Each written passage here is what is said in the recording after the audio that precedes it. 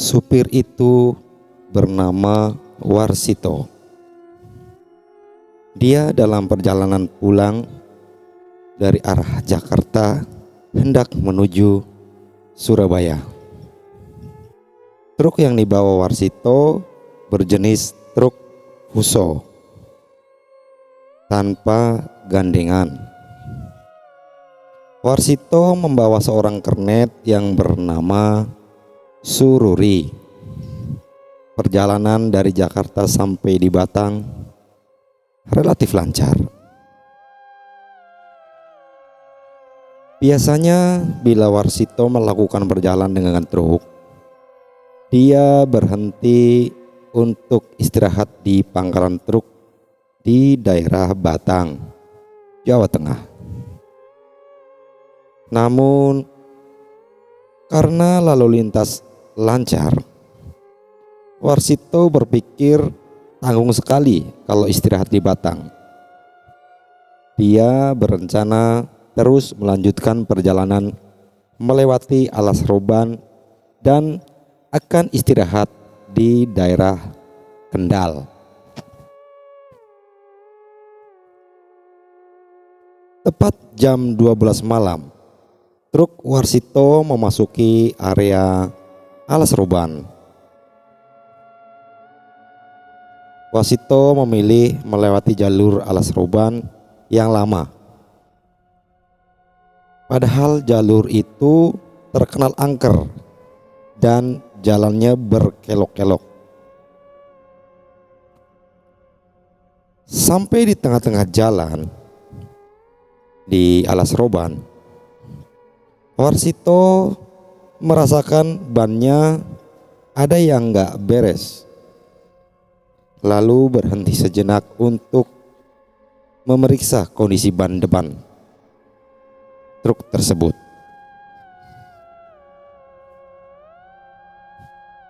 Warsito turun untuk memeriksa kondisi ban menggunakan lampu senter karena kondisi gelap gulita.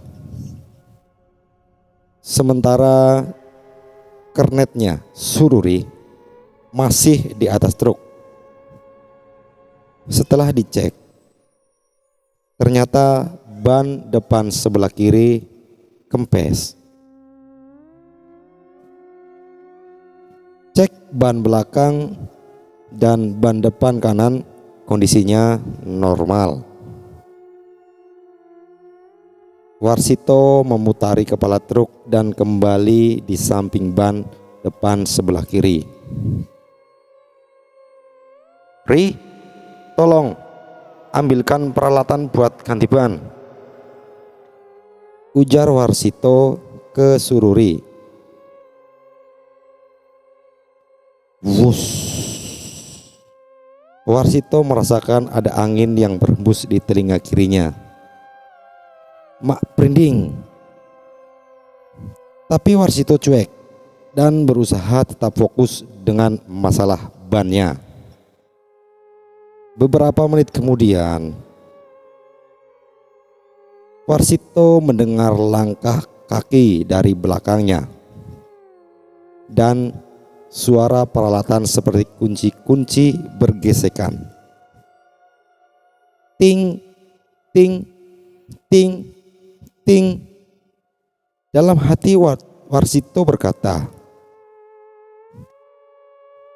aneh, Sururi lewat mana? Kok tiba-tiba ada di belakangku? Seharusnya dia turun lewat pintu sebelah kiri. Padahal Sururi posisinya masih berada di atas truk. Dia ketakutan luar biasa. Di mata Sururi ada makhluk hitam besar yang menghampiri Warsito. Sedangkan Warsito merasakan yang menghampirinya adalah Sururi. Warsito mulai mengendorkan baut roda dengan kunci roda. Setelah itu Warsito meminta dongkrak kepada orang yang disangkanya Sururi tadi.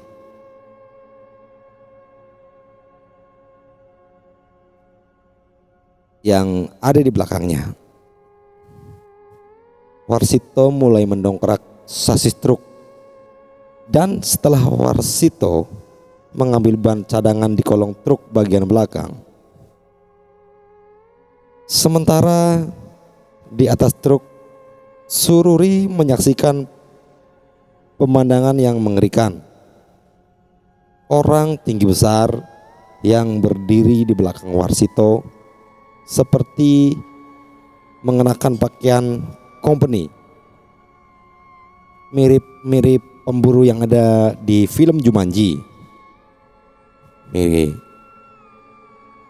Makhluk misterius yang nongol di alas urban itu mukanya tak terlihat karena kondisi alas urban cukup gelap.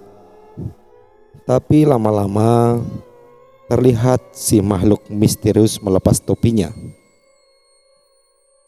dan menggaruk-garuk kepalanya. Lama-lama gerakan tangan menggaruknya jadi semakin cepat, dan mak kelundung kepala orang misterius itu terlepas dan menggelinding ke jurang di samping jalan. Dan dari potongan leher si makhluk misterius itu seperti ada cairan yang muncrat. Saking takutnya, Sururi sontak langsung pingsan. Singkat kata, Warsito sudah selesai mengganti bannya, lalu mengajak orang misterius yang disangka Sururi itu menaiki truk. "Ayo Ri, naik," ucap Warsito. Namun si makhluk misterius itu menjawab dengan suara seperti geraman.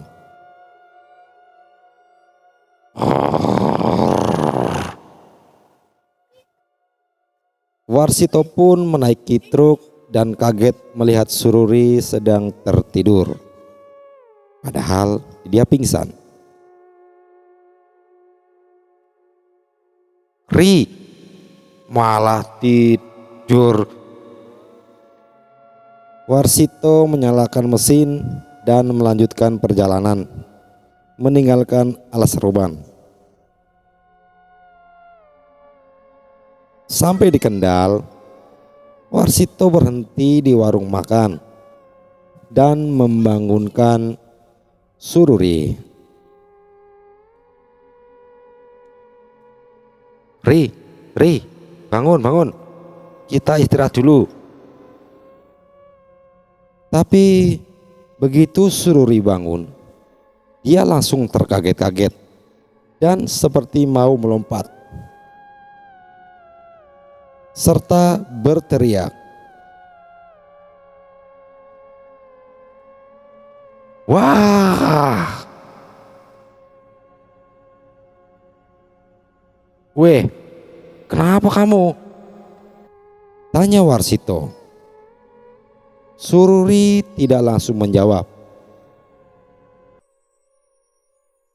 tetapi melihat pemandangan sekitar. Setelah tahu dia berada di depan warung makan, barulah Sururi cerita kalau orang yang membantu Warsito di alas ruban tadi adalah bukan dirinya, melainkan hantu Belanda tanpa kepala, penghuni alas roban yang berpakaian seperti seorang prajurit Belanda pada zaman dahulu. Selesai. Terima kasih.